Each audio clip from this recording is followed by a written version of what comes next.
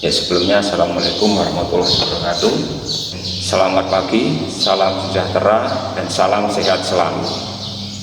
Ya, sebelum mulai pelajaran, ada beberapa hal yang ingin saya sampaikan kepada kalian terkait dengan penyebaran virus COVID-19. Jadi dalam intinya, kita sebagai warga negara Indonesia yang baik itu harus turut serta dalam memutus rantai persebaran virus COVID-19. Hal apa yang harus kita lakukan supaya setidaknya dapat mengurangi rantai persebaran dari COVID-19? Hal ini dapat kita lakukan dengan langkah-langkah sederhana. Nah, apa itu?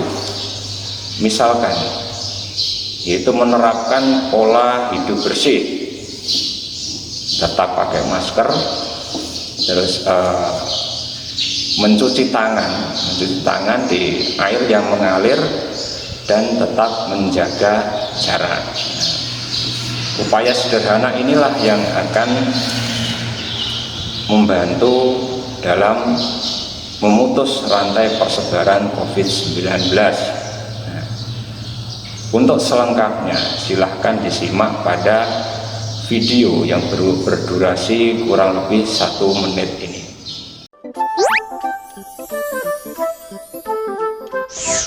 Halo sahabat Dikbud, di masa kebiasaan baru seperti sekarang ini, ingat selalu pesan ibu.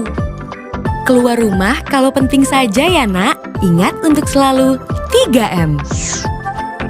3M itu mudah dilakukan dan bisa mencegah penyebaran virus corona. Menggunakan masker, mencuci tangan dengan sabun dan air mengalir, menjaga jarak. Sahabat Dikbud, kalau kamu sayang keluarga, jangan bawa virus ke rumah ya. Ingat pesan ibu, ingat 3M. Berdasarkan tayangan yang sudah kalian lihat tadi, itulah hal sederhana yang kita lakukan untuk mencegah tersebarnya virus COVID-19. Semoga kita semua tetap diberikan perlindungan oleh Tuhan Yang Maha Esa, serta diberikan kesehatan dan dijauhkan dari virus COVID-19. Terima kasih. Assalamualaikum warahmatullahi wabarakatuh.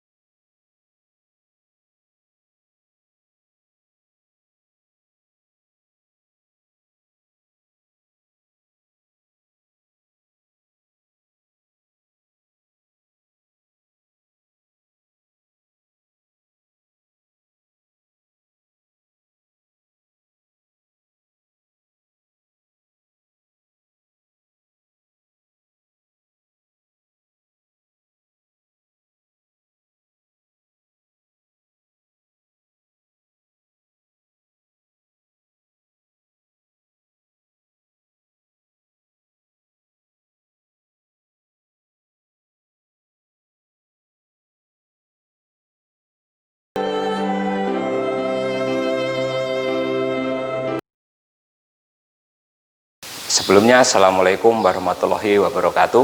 Selamat pagi, salam sejahtera dan salam semangat. Nah, bertemu lagi dengan saya Wahyu Adi Sukrisno dalam mata pelajaran Sejarah Wajib untuk kelas 11 program studi IPA. Sebelum mulai pelajaran, marilah kita berdoa agar kegiatan pembelajaran pada hari ini kita diberikan kelancaran dan kemudahan oleh Tuhan Yang Maha Esa. Nah, berdoa mulai.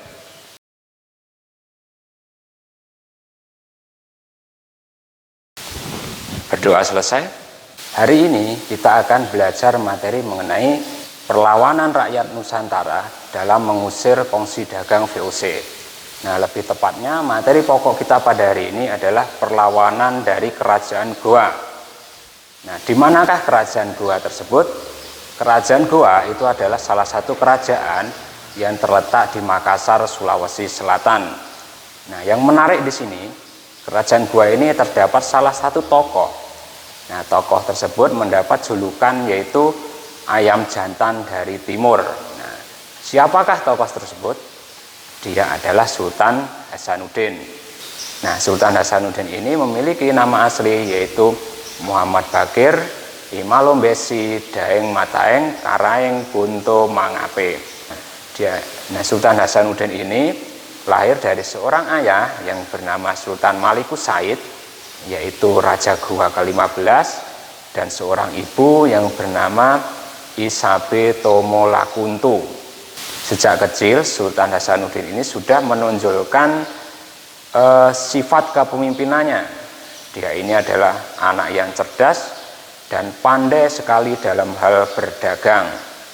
Maka tidak heran pada waktu itu Makassar itu menjadi kota dagang yang sangat ramai berkat kepandaian dari Sultan Hasanuddin dalam mencari jaringan perdagangan.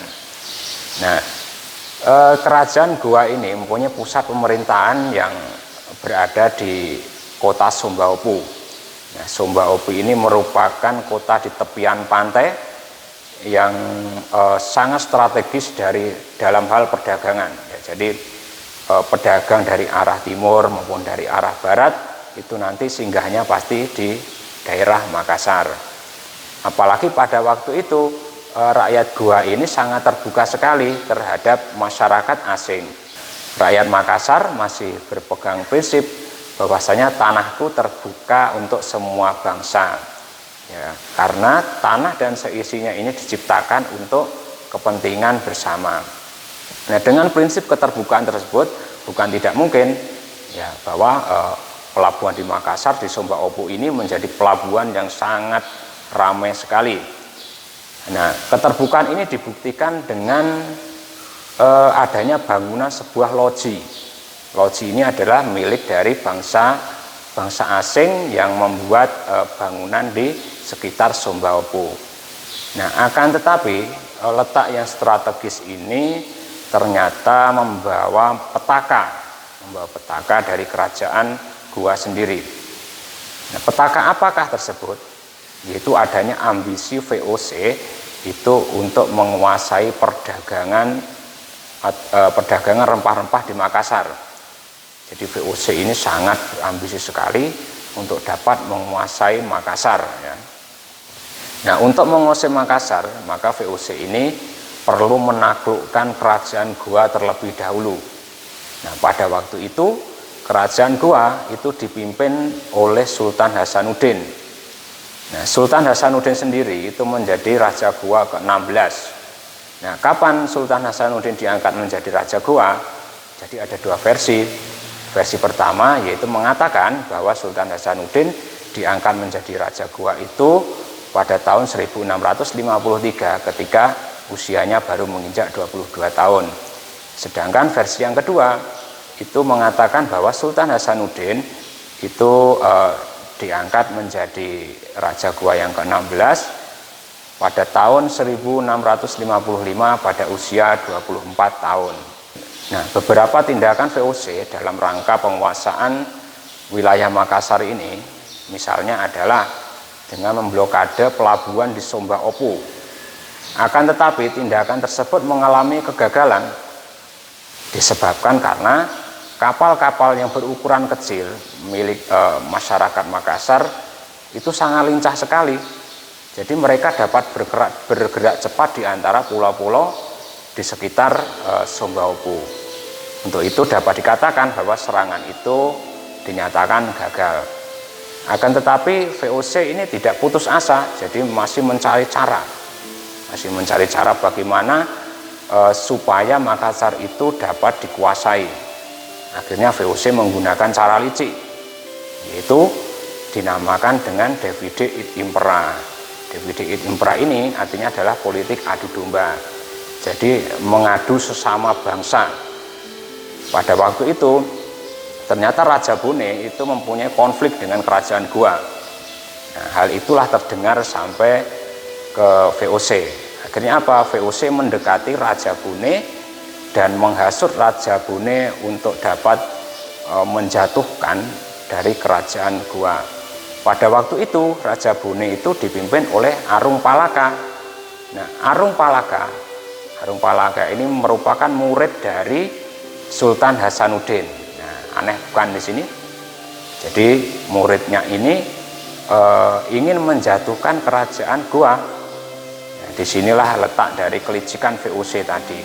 Nah, setelah berhasil menghasut Arung Palaka, maka dapat dikatakan ini adalah titik awal dari keruntuhan kerajaan Goa.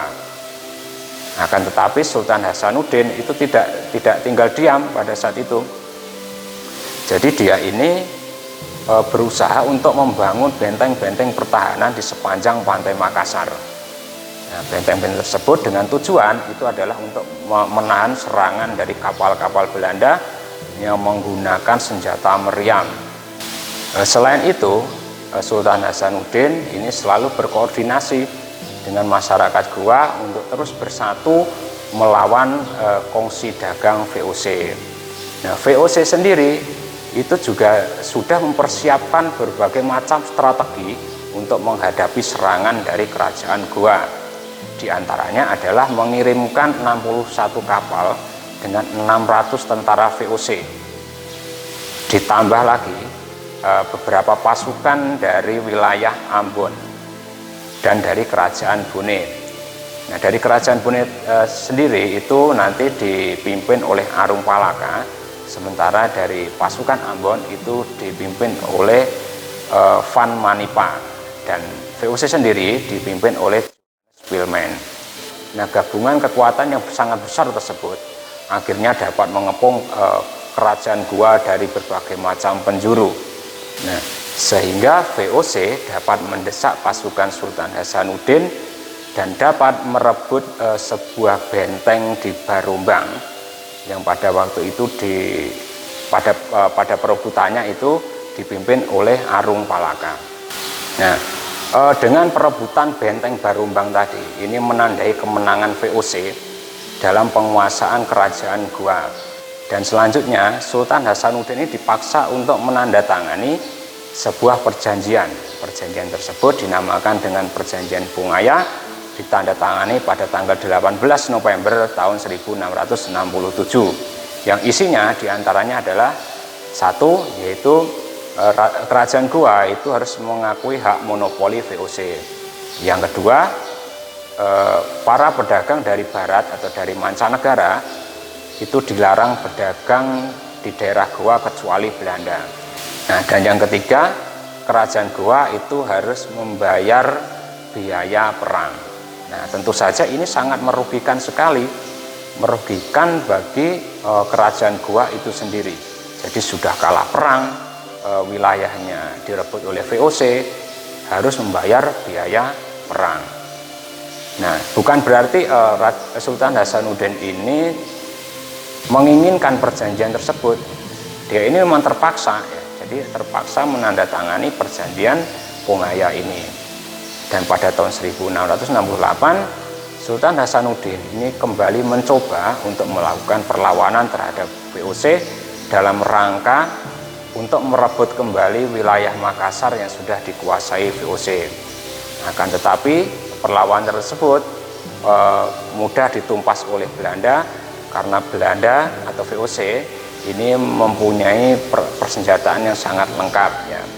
Hingga pada akhirnya bahkan benteng yang telah dibangun oleh Sultan Hasanuddin pada waktu itu berhasil direbut dan diganti namanya dengan benteng Rotterdam. Nah, itulah sekilas dari perlawanan kerajaan Goa. Jadi kesimpulannya adalah kerajaan Goa ini salah satu kerajaan yang terletak di Indonesia Timur dengan pusat pemerintahan ada di Sumba Opu yang merupakan kota strategis di jalur lintas perdagangan. Nah, karena letaknya strategis tadi, maka VOC ini sangat berambisi untuk dapat menguasai wilayah Makassar ini. Dan tokoh penting dalam perlawanan VOC di kerajaan Goa ini adalah Sultan Hasanuddin yang dikenal sangat gigih sekali dalam berjuang dan harus terpaksa menandatangani perjanjian Bungaya yang tentunya perjanjian tersebut sangat merugikan sekali dan telah melukai hati masyarakat dari Makassar itu sendiri. Nah, mungkin itu untuk materi hari ini. Jangan lupa untuk melihat agenda tugas yang sudah tersedia di Google Classroom. Nah, jika ada materi yang dirasa belum paham, silakan ditanyakan melalui media kelas Google Classroom. Nah, sekian dari saya. Ada kurang lebihnya saya mohon maaf. Terima kasih. Assalamualaikum warahmatullahi wabarakatuh.